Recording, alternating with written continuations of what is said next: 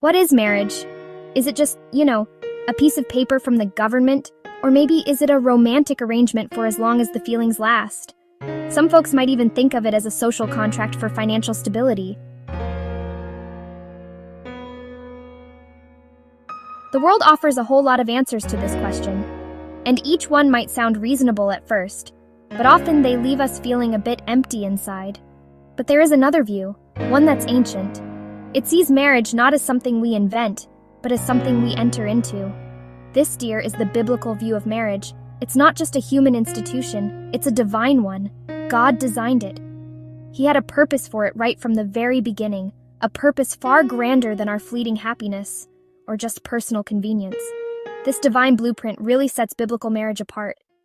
It starts with the idea that marriage isn't mainly about finding the perfect person, it's about becoming the right person. The focus shifts, you see, from what you can get to what you can give.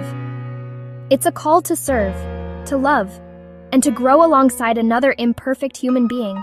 That's a radical idea in a world that tells us to put our own needs first. The biblical perspective invites us into a story bigger than ourselves. Redemption, grace, sacrificial love. It's a journey of two people learning to reflect God's own character to each other, and really to the world. Now, the biblical narrative doesn't present marriage as some fairy tale, far from it.